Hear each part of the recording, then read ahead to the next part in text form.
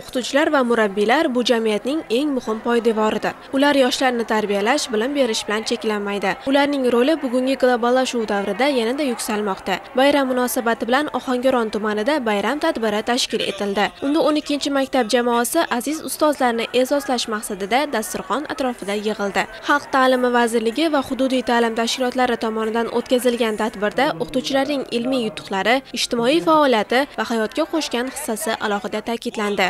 So'nggi yillarda o'qituvchilarni shaxsiy rivojlantirish, ularning malakasini oshirishga katta e'tibor qaratilmoqda. Bu e'tiborga javob sifatida o'qituvchilar ham yosh avlodni tarbiyalashda ularga axloqiy qadriyatlar, kasb tanlash, vatanparvarlik va mustaqil fikrlashni o'rgatish jarayonlarida ancha faol.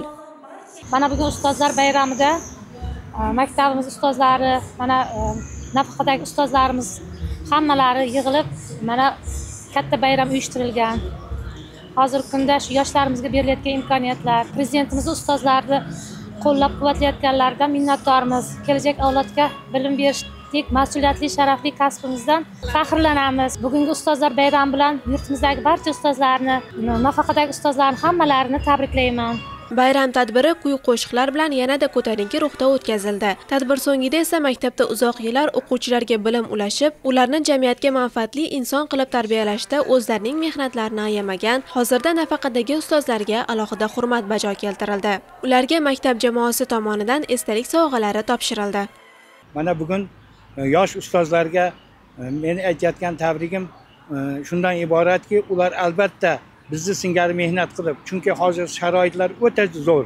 Prezidentimiz albatta bunga juda katta e'tibor beryapti. Bundan xulosa chiqarib, mana bu yil 30% ga erishgan bo'lsa, keyingi yil o'ylayman maktab albatta 100% ustama olish huquqiga ega bo'ladi. Chunki ustozlarimizning bilimi ham yetarli, tajribalari ham yetarli. Mana bugungi ko'krak nishoni tashkil qilgan uchun maktab direktori, o'quvchim Sarvarjonga katta rahmat. Har bir o'qituvchiga qaratilgan e'tibor bu kelajakka qilingan investitsiyadir. Sababi ularning mehnati, sabri va bilimlari orqali yoshlarning kelajagi va butun xalqning istiqboli shakllanadi.